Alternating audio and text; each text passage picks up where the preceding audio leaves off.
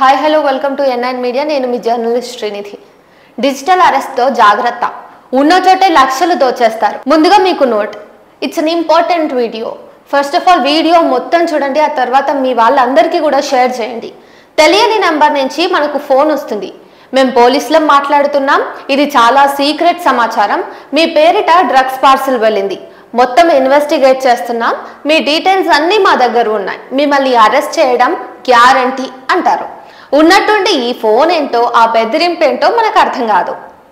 మనల్నే కాకుండా మన ఇంట్లో ఉండేవారు ఆ కేసులో ఉన్నారనో, మన అమ్మాయి లేదా మన అబ్బాయి పెద్ద క్రైమ్లో ఇరుక్కున్నారనో కూడా చెప్తారు. పోలీసులు అంటేనే సహజంగా మనకి ఒకలాంటి బెరుకు కాబట్టి, వణుకు ఉంటుంది కాబట్టి, వాళ్ళతో పెట్టుకుంటే ఏం చేస్తారోనన్న భయం ఉంటుంది కాబట్టి అవతలి వ్యక్తి చెప్పే మాటలు బుద్ధిగా వింటాం. మన గొంతులోని వణుకును బట్టి అవతలి వారి గొంతులో శృతి మరింత పెరుగుతుంది.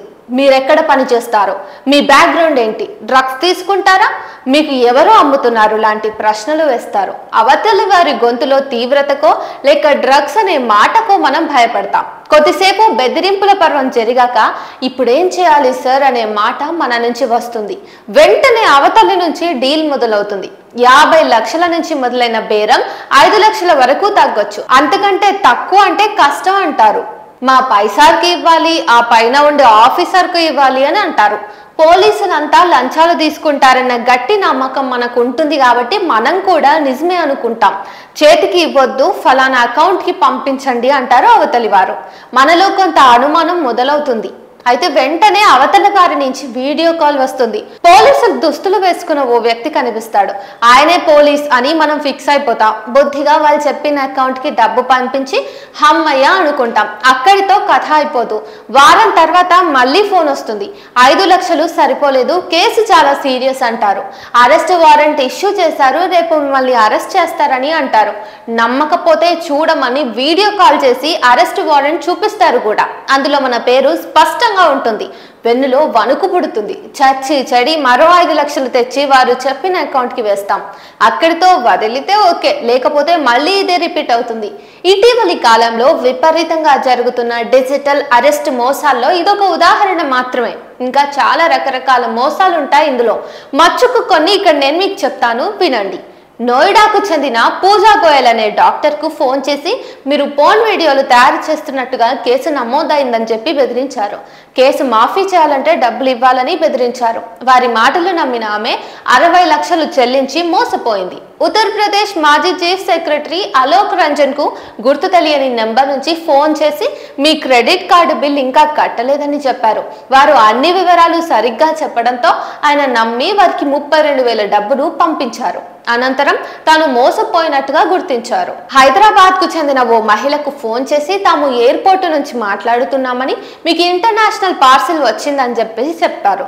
తనకెవరు పంపిస్తారని ఆమె అనుమాన పడుతుండగా పార్సిల్లో డ్రగ్స్ ఉన్నాయని వెంటనే వచ్చి సమాధానం చెప్పాలని ఆమెను బెదిరించారు. ఆమె తన వద్ద ఉన్న డబ్బు వారి ఖాతాకు పంపింది. ఆ తర్వాత అదంతా మోసమని గ్రహించింది ఆమె. ఇలాంటివి నిత్యం చాలా జరుగుతున్నాయి. బయట పడేవి కొన్నైతే బయటకు రానివి పదుల సంఖ్యలో ఉన్నాయి. ఇంట్లో ఉండే ఆడవాళ్ళు, రిటైర్ అయిన వాళ్ళు, పెద్దగా చదువు లేని వాళ్ళు, కొత్తగా పట్టణాలకు వచ్చిన వారిని నేరగాళ్ళు టార్గెట్ చేస్తున్నారు. ఒక ప్రాంతంలో ఎవరెవరు ఉంటారో, వాళ్ళ వివరాలు ఏంటి, వాళ్ళకి ఏ టైంలో ఫోన్ చేయాలి, వాళ్ళ దగ్గర ఎంత డబ్బు ఉండొచ్చు, ఇలాంటి వివరాలన్నీ వాళ్ళ చేతుల్లోకి వెళ్తున్నాయి. ఇందుకోసం ఆధునిక టెక్నాలజీనే వాడుతున్నారు. సైబర్ మోసగాళ్ళ దగ్గర మన Aadhaar card, voter card, phone number, email ID, మన బ్యాంక్ డీటెయిల్స్, మన అడ్రస్, ఇలా అన్ని వివరాలు ఉంటాయి. మన డేటా భద్రంగా ఉందని అనుకోవటం మన అమాయకత్వం మాత్రమే. అవతలి వారు ఫోన్ చేసి మన వివరాలన్నీ టకా టకా చెప్పేసరికి సగం భయం పుడుతుంది. వాళ్ళు ఏం చెప్పినా నమ్మేస్తాం మనం. పోలీసులు బయలుదేరారు, మీ దగ్గరికే వస్తున్నారు, చాలా సీరియస్ కేసు ఫైల్ చేశాం, ఎవరికైనా చెప్తే మీ పరువే పోతుంది, మీకు చదువుకునే పిల్లలు ఉన్నారు, ఆ తర్వాత మీ ఇష్టం, ఈ కేసుకు 10 ఏళ్ల జైలు శిక్ష తప్పదు, ఇలాంటి డైలాగులు చెప్పి భయం పుట్టించి ఎటూ ఆలోచించుకోకుండా చేస్తారు. దాన్నే డిజిటల్ అరెస్ట్ అంటారు. ఇటీవలి కాలంలో చాలా మంది ఈ విధంగా మోసపోతూనే ఉన్నారు. ఇలాంటి కాల్స్ వస్తే ఏం చేయాలన్నది కూడా నేను మీకు చెప్పాలి కదా. వాళ్ళు మన వివరాలు చెప్పినా, మనల్ని అరెస్ట్ చేస్తామని వారెంట్లు చూపించినా భయపడకూడదు. కేసు ఏమిటి, ఎందుకు, వివరాలు ఏమిటి, జ్యూరిస్డిక్షన్ ఎక్కడ అని వారికి కౌంటర్ ప్రశ్నలు వేయాలి.